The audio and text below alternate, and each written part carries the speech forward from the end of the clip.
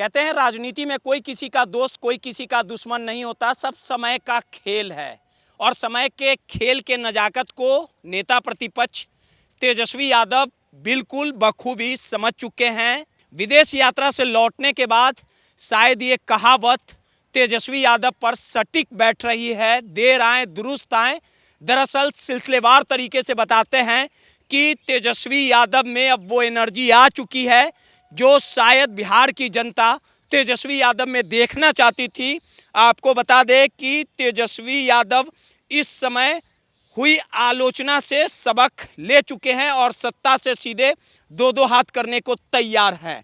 बानगी देखे कि सदन से दूर रहने वाले नेता प्रतिपक्ष तेजस्वी यादव ने लोक भवन मार्च का ऐलान करते हुए सम्राट की सरकार को अल्टीमेटम तक दे डाला है कि बिहार को पुलिस का राज्य बनने नहीं देंगे।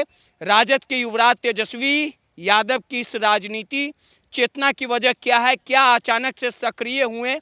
समझिए, बिहार की राजनीति में जो हार्डबोंग मचा है उससे बरकस क्यों बदले से युवराज नजर आ रहे हैं। दरअसल राष्ट्रीय जनता दल के राष्ट्रीय कार्यकारी अध्यक्ष नेता प्रतिपक्ष तेजस्वी यादव ने अंततः जेन जेड के तेवर को समझ राजनीति आक्रामकता की परिभाषा समझ चुके हैं। पेपर लीक मसले को बयानों से ज़्यादा नहीं जिया, सड़कों पर उतरने से परहेज नहीं किया।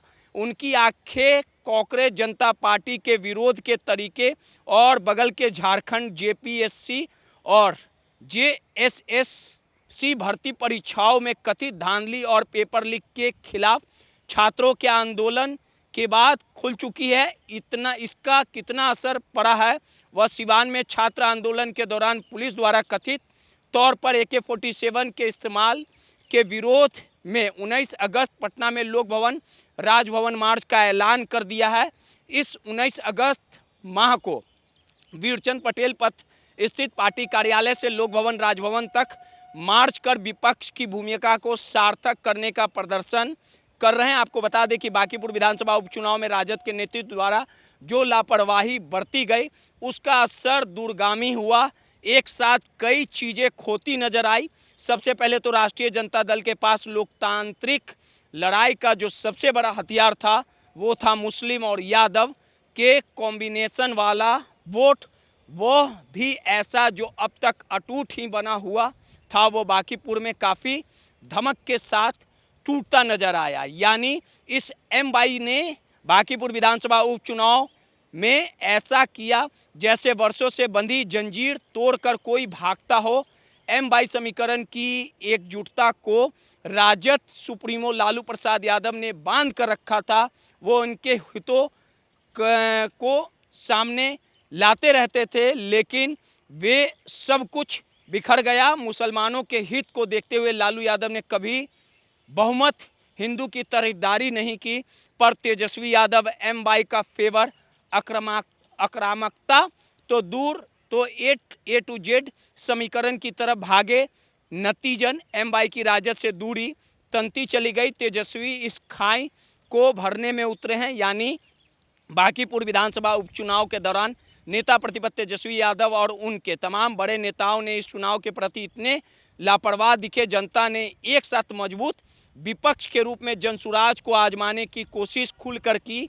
बीजेपी को नापसंद करने वाले और सत्ता पर अंकुश के लिए मजबूत विपक्ष चाहने वाले मतदाताओं ने अब तक जो राजद की तरफ देखा था, इस बार पलटकर जनसुराज की तरफ देखा और भरपूर अपना समर्थन दिया। लोकतंत्र में जनता इस बदली समझ के साथ तेजस्वी यादव को अपनी विपक्ष की भूमिका खोते दिखी और इस भूमिका में वापसी की छटपटाहट में तेजस्वी ने सिवान मामले का दामन थाम जेएनजी को आकर्षित करने राजभवन की ओर चल पड़े। आपको बता दें कि राजद के रणनीतिकारों ने बांकीपुर विधानसभा उपचुनाव के परिणाम को एक दूसरे का अंदाज लिया।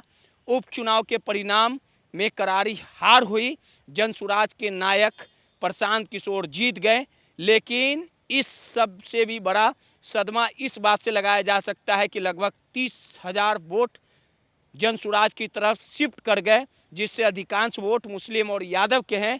इसके साथ ही तेजस्वी यादव जिस A to Z की बात कर रहे थे, अगर वोटों के आकलन को देखा जाए तो प्राप्त वोटों का जातीय विश्लेषण करे तो जनसुराज इस मामले में सफल पार्टी साबित हुआ। और राजनीति विशेषज्ञों ने यह भी टिप्पणी करते हुए कहा कि प्रशांत किशोर सभी जाति और धर्मों के वोट मिले, अगर तेजस्वी यादव नहीं चेते तो तेजस्वी यादव की जगह आने वाले दिनों में प्रशांत किशोर ले सकते हैं और तेजस्वी यादव का नामो निशान बिहार की राजनीति से मिट सकता है। सहयोगी मुन्ना के साथ रोहित, माईपीडीए समाचार।